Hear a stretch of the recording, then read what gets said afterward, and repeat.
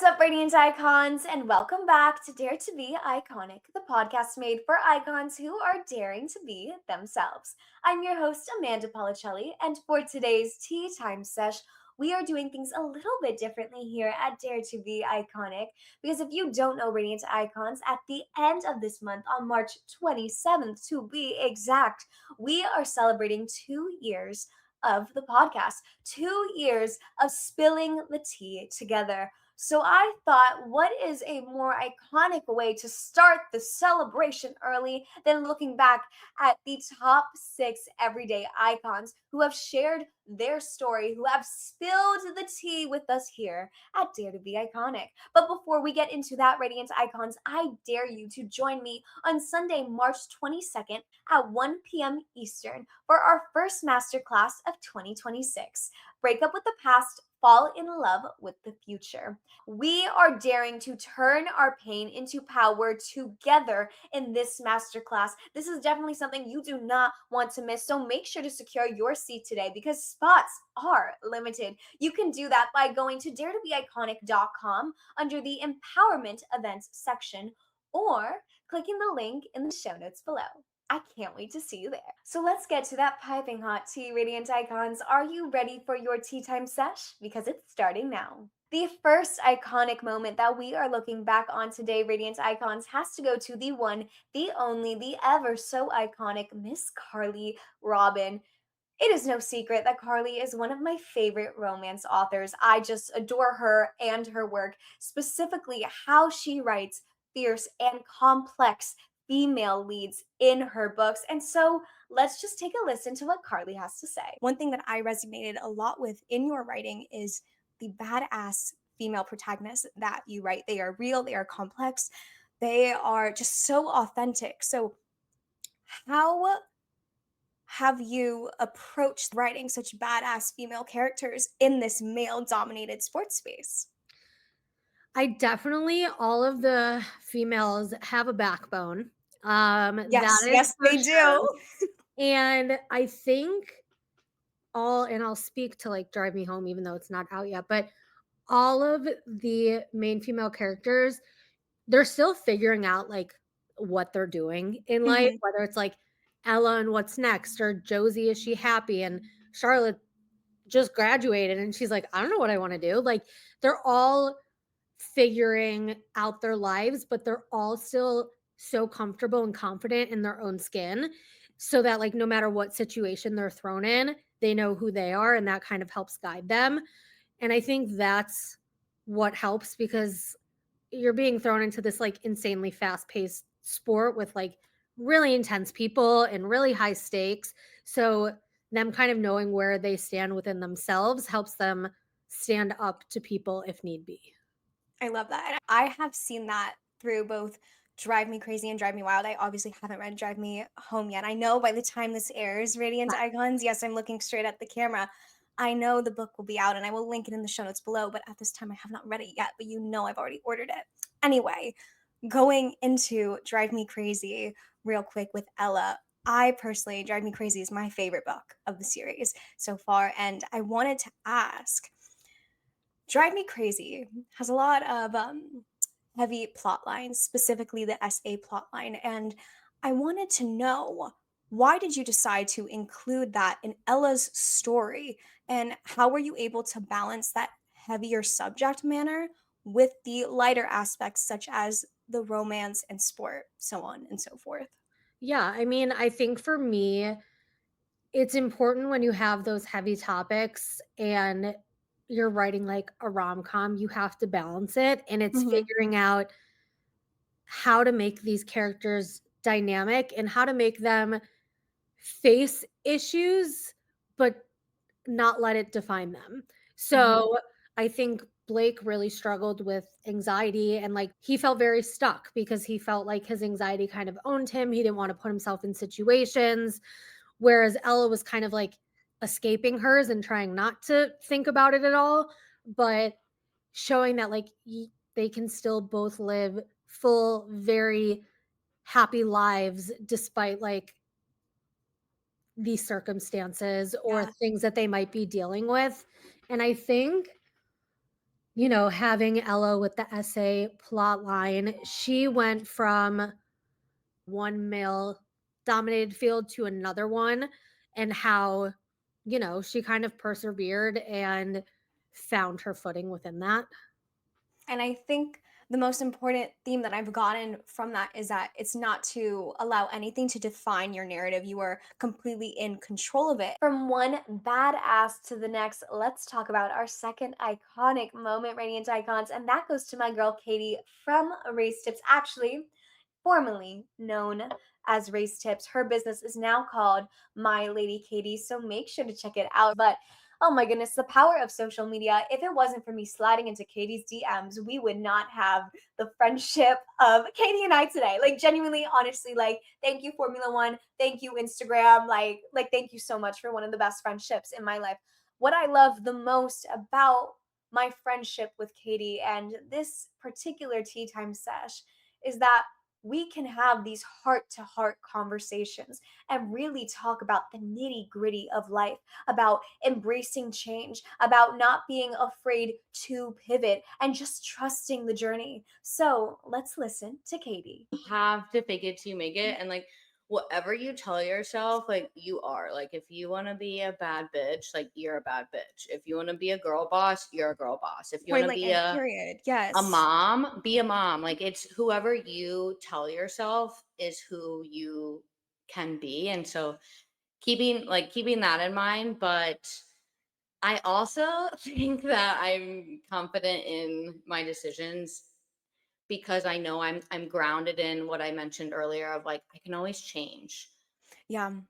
And I think often again like a lot of us keep ourselves from being confident or like making quick decisions because we're like, "Oh my god, this could change my life and it could never go back." And Yes. It's like the fear of the unknown is really yeah, debilitating, you know? exactly. And I'm like, "Okay, like we can just return back to square one." And Hmm. I think a lot of people think returning to like ground zero is failure. I was And literally just thinking that, Katie. Oh my and it's God. not. It Yes. it's Yes. Thank you. Hmm. it is absolutely not. It is I look at it as like, okay, I get to start fresh. Like this, whether Yes. it's like, I don't know, like you're working on a work presentation and they're like, oh, this isn't going the right way, or you move somewhere, or I don't know, you dye your hair pink. Like Yeah. Start you can from go the back beginning. you can go back, and, like, that's a whole new opportunity to, like, start fresh, recreate. Like, that presentation could look nothing like it did the first time, but Exactly.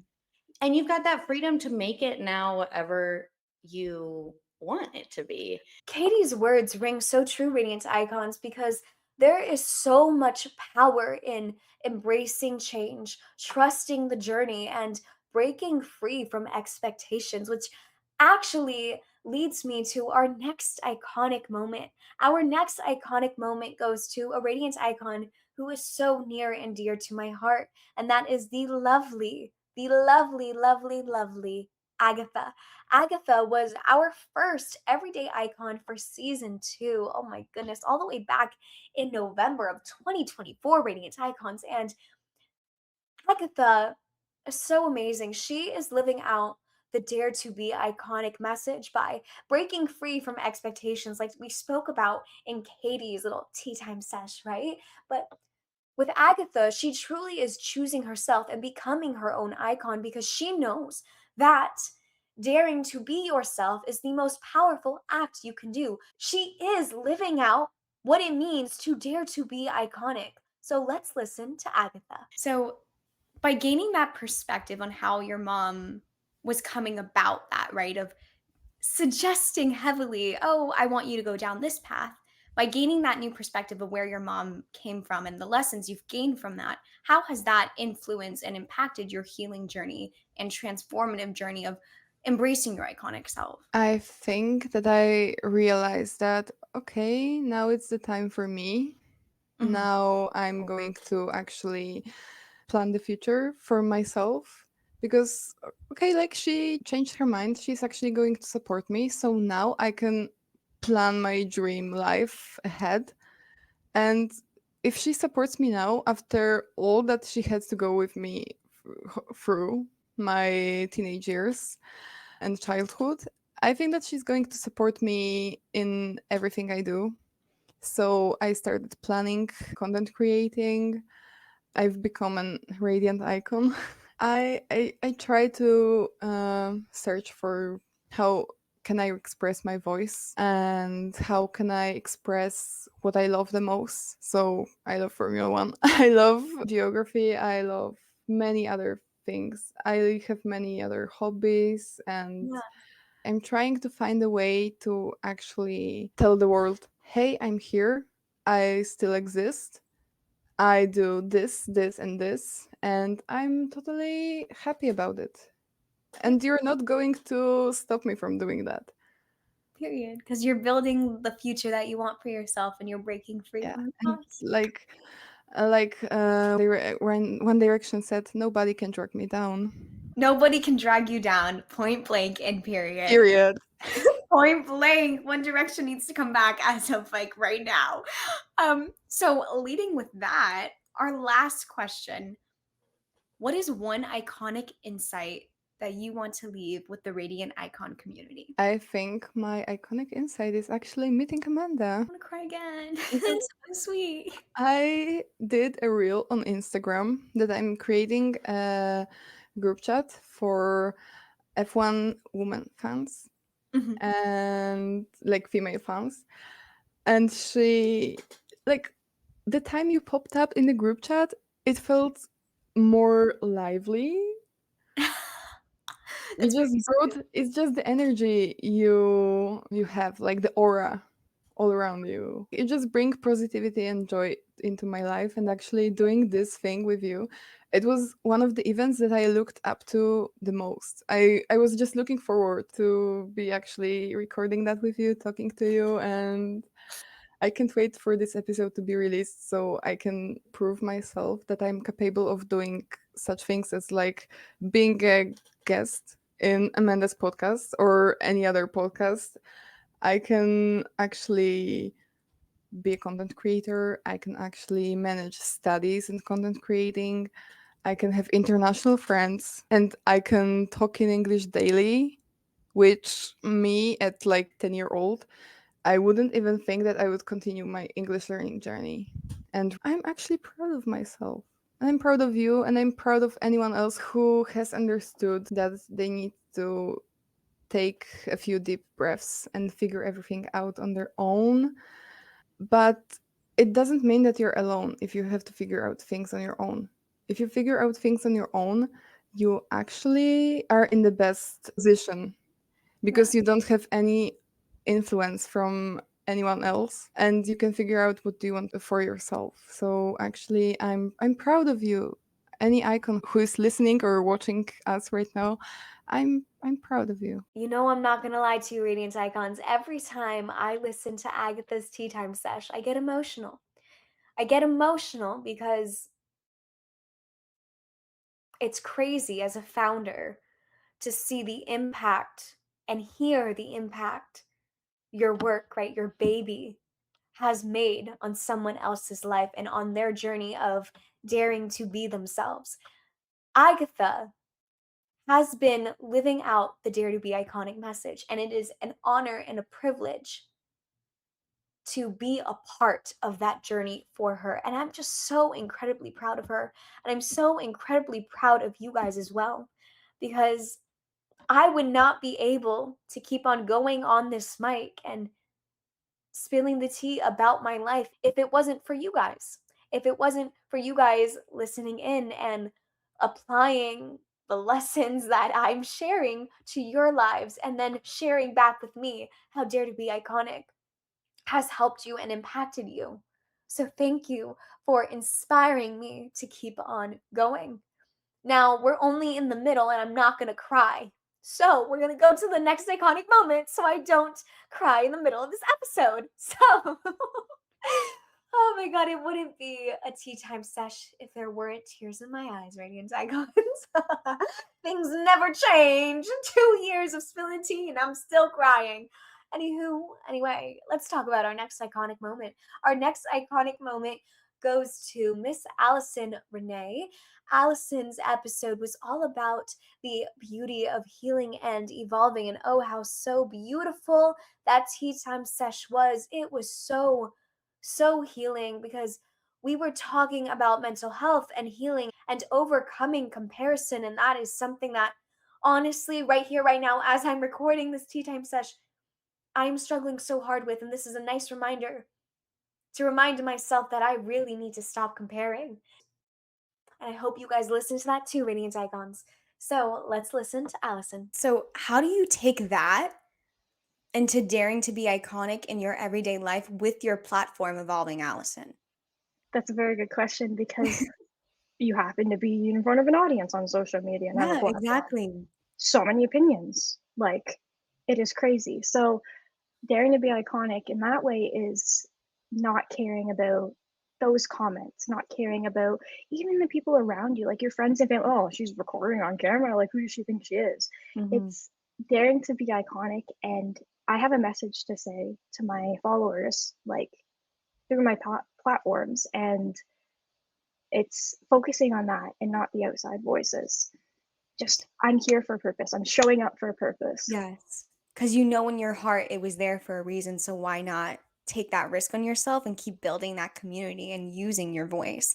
Exactly. How do you remain emotionally vulnerable online by also taking care of yourself? When people have a platform and they have people that look up to them, you kind of put on your best behavior by default. You want to show that everything's okay because you're there to take care of others and the other people on the other side of the screen.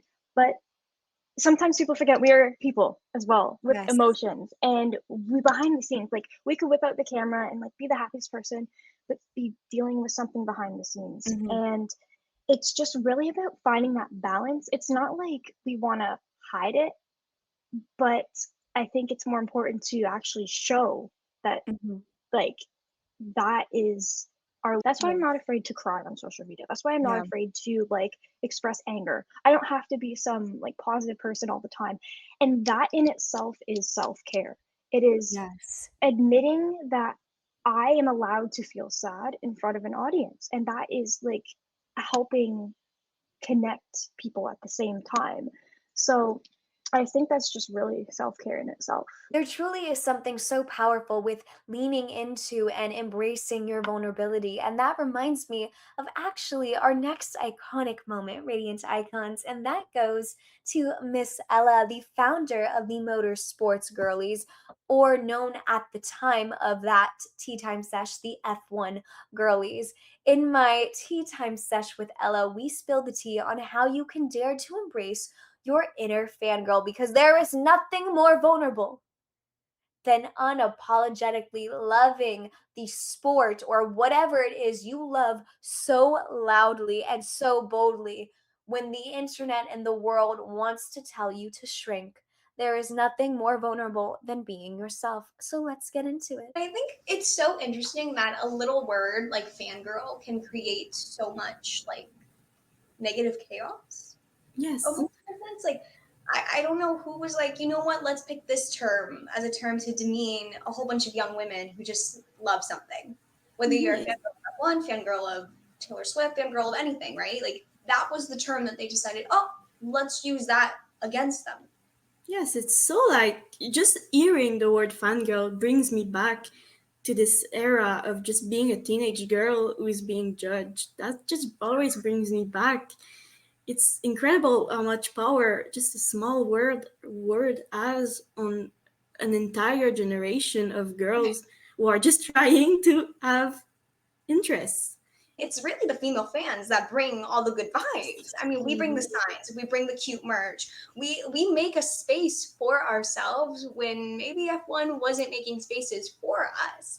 It's really not that hard to just include women and just do a tiny thing that makes you feel like you are seen and heard in that space. And honestly, I'm seeing that too with all the makeup brands sponsoring liveries in sports. Honestly, that's like probably one of my favorite things so far because people are not realizing how much makeup brands can bring to a sport They are Yes. an amazing sponsor. We cannot look back at some of our most iconic moments of the pod without going back to our very first everyday icon interview. Oh, I'm getting emotional. I knew I was going to cry. The next tea time sesh that I'm about to share, Radiant Icons, means so much to me because you truly are nothing in life without a really good friend. And I am extremely lucky and fortunate to have so many good friends, like a handful of good friends. But there's always one friend in particular that I think of when I think of the evolution of Dare to Be Iconic.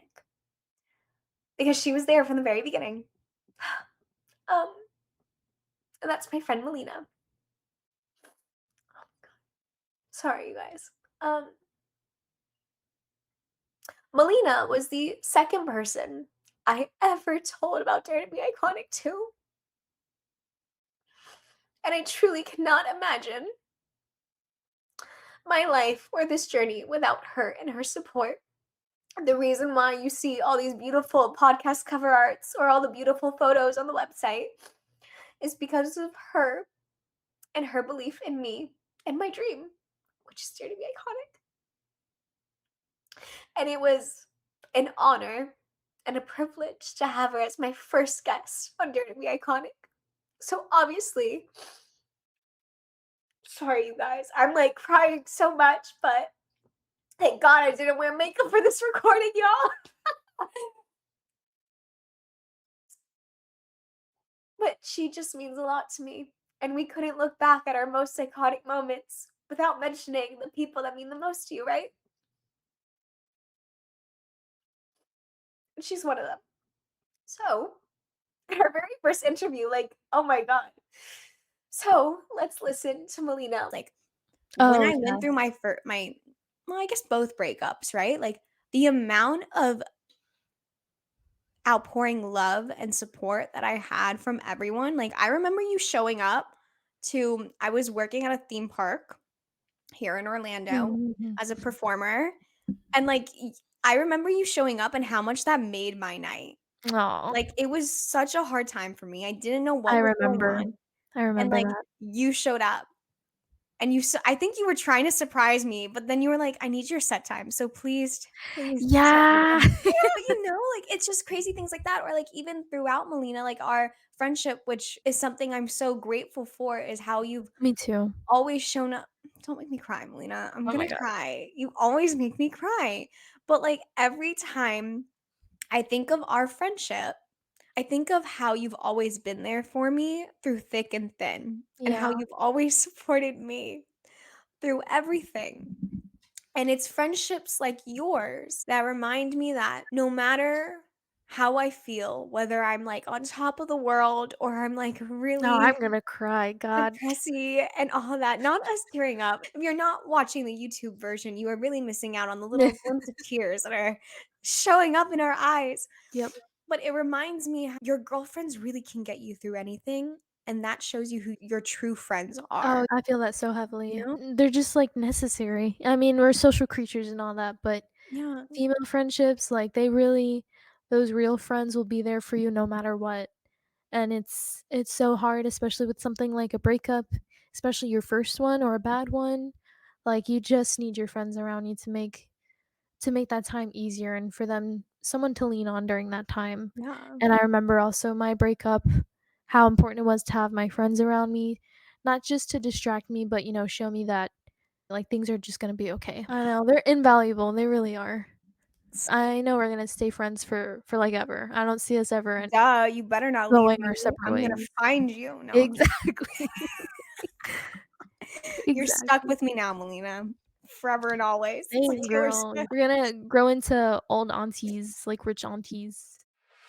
Welcome to the Fashionably Single podcast, where single life meets real talk. Hosted by Hannah. This guy is sitting next to me, and this was like a no-shoe kind of house, so he had to take his shoes off. We were playing cards, drinking, and then all of a sudden, he starts rubbing his foot on my leg. And her co-host, Jessica. So he leaves me at the table, he gets his food, he goes back to his car. I'm thinking he's dipping out on this date. I just told him I don't want to marry him and I won't let him kill me. So 2 millennials in Austin, Texas, navigating dating, independence, and becoming your best self with confidence and style.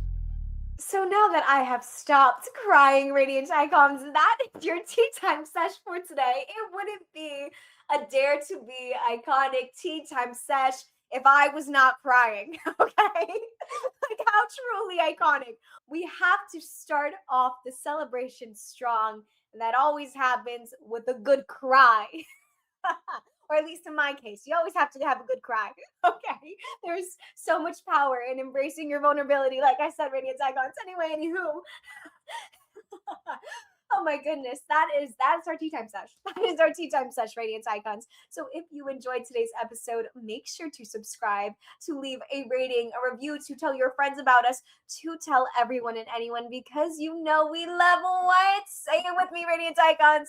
We love more Radiant Icons in our iconic community of ours. I will never get tired of saying that. Thank you for changing my life. Thank you for listening to the pod. And well, if you love the pod, because I know you do, you've listened to this entire episode, make sure to leave that review. Anyway, I will chat with y'all next week. For next week's Tea Time Sesh, we're doing a little episode rewind. You know it's that time of the month, and damn do I love it. We're going back to the second ever episode of Dare to Be Iconic, which actually talks about the relationship that I disclosed in the beginning of February, my dating violence relationship, also known as intimate partner violence relationship. It's really interesting seeing my growth and like the trajectory of it throughout the evolution of this podcast and my business, but particularly this podcast, because I would hint at it for so long of something not so great happening to me, and I would talk about it at certain points in my healing journey, and I would always dance around the actual word of what happened to me. That episode in particular, season 1, episode 2, oh my goodness, wow, that's a long ass time. That was just the beginning. That was just the beginning of me gaining strength and power in my voice so that we can get to the February 4th episode, Hot and Healing, How to Turn Your Pain into Power, where I disclosed about my relationship at length and shared an insight into what I've been dealing with for 9 years. I can't wait to look back at the beginning of this evolution for me. So thank you guys for being here. I love you all so much. So remember, Radiant Icons, dare to be iconic. Bye.